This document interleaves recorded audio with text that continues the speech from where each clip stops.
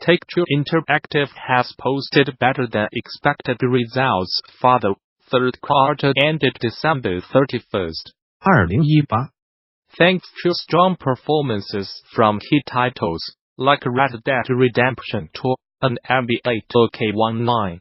According to the company's latest financials, net revenue rose to $1.25 billion from $580.8 million. Recurrent consumer spending from virtual currency, add-on content, and in-game purchases accounted for 25% of that figure, and grew by a record 31% year-on-year.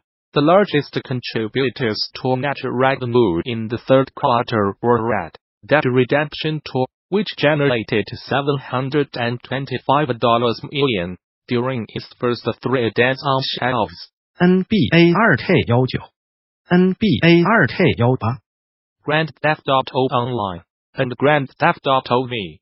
Digital revenue also grew to $594.7 million from $258.4 million year-over-year, and accounted for 48% of Take-Two's total net revenue. Again, the biggest earners on the digital front were Red Dead Redemption 2, Grand Theft Auto Online, Grand Theft Auto V, and NBA 2K18. Net income was also on the rise, and increased to $179.9 million, or $1.57 per diluted share, compared to $25.1 million, or $0.21 per diluted share, on the previous year.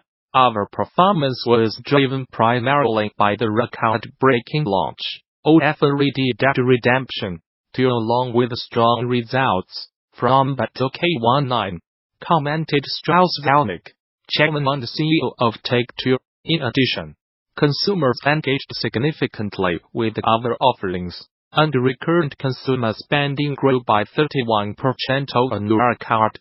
We generated strong cash flow and ended the period with $1.6 billion in cash and short-term investments. After deploying $109 million to repurchase 1 million shares of our stock. Based on its current performance, Take-Two has upwardly revised its full-year forecast, and now expects to earn between $2.66 to $2.71 billion in net revenue and $354 to $367 million in net income by the end of the fiscal year, on March 31st, 2019. In collaboration with its community, Cloud Imperium Games has the American Sign Language support showstar, Citizen for its deaf and hard-of-hearing players.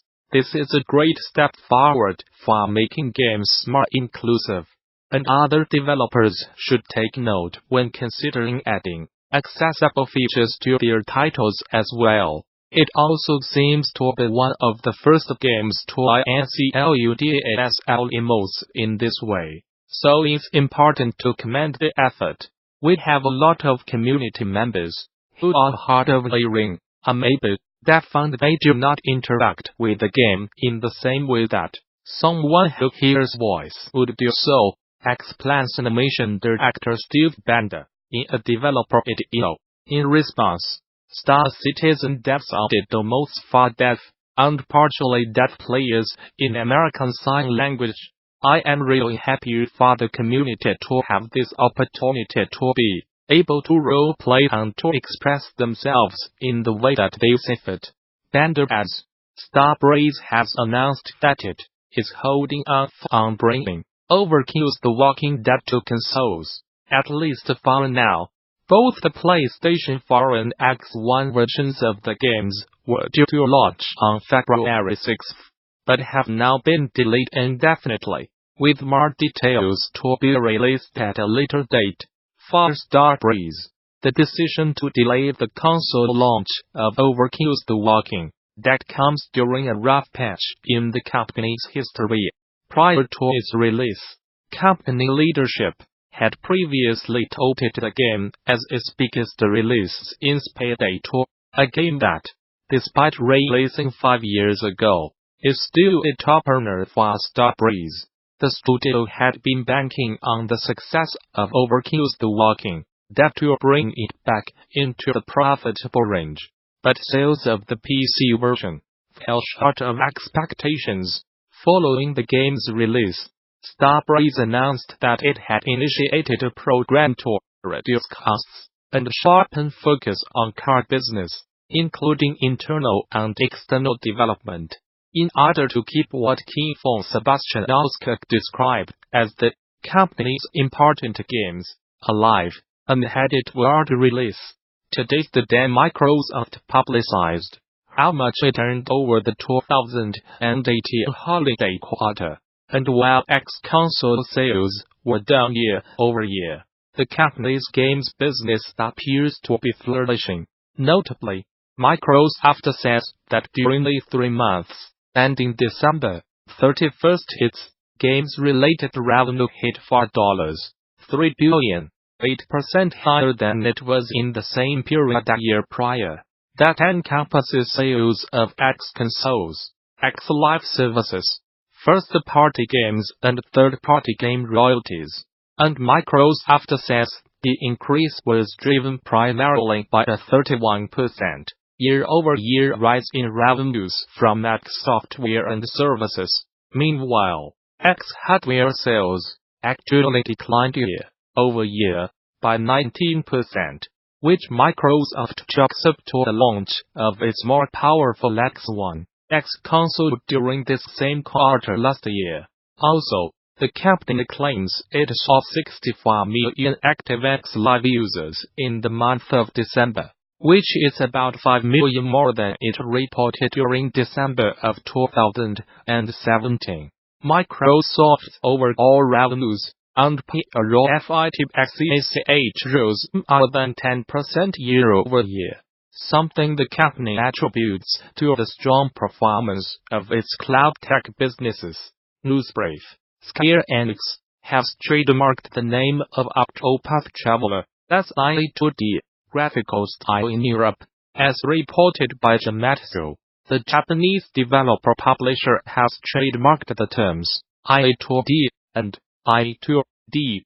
The company has used both to describe the Switch RPG's unique art style, which combines 16-bit character sprites and textures with polygonal 3D environments and high-definition effects. It's an interesting move, and one that suggests Square has plans to use the phrase game in the future to describe another Octopath title, or perhaps even a new franchise that employs the same graphical style.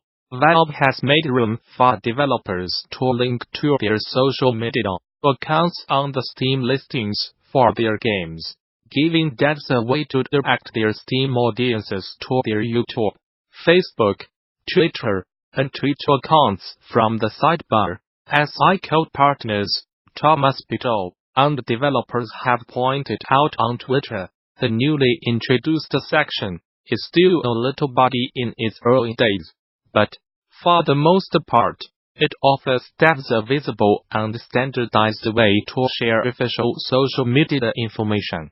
Devs can find the new option in the edit section of a game's Steam page, and Valve notes that it authenticates linked accounts both to verify ownership and to pull basic information such as follower counts. While it looks like social media links need to be set individually for each game on the Star, DLC will automatically display the same social media links set for full games. Things to know: it is in the edit page section of Steam. It requires you to be logged on Steam Community. FB linking is blocked. You cannot choose the page to link connect with FB account, with only one page linked. Image of a Steam page with info at H3 课 are for the help. Pick. Twitter. Converter. Naughty Dog is known for shipping games that are both engaging and highly cinematic, and at next year's Game Developers Conference in March you will get an Inside, look at how the magic is made. Specifically, you will get to see Naughty Dog story, animator Mary Ann Hayden pull back the curtain on the design of Uncharted. The last legacy is charming. Cinematisla found writing her game narrative summit session on design versus story. How Uncharted, The Last Legacy, addressed the elephant in the room. This promises to be a fun, informative talk that will give you an inside look at the story and design process at Naughty Dog. You will learn from both a design and production standpoint how an animal originally intended as background became a vital part of the narrative, and the useful vehicle for bonding two characters together. For more details on this talk, and many more, check out the LINEGDC 2019 session scheduler. There you can begin to lay out your GD 2019, which takes place March 18th through the 22nd at the newly renovated Moscone Center in San Francisco.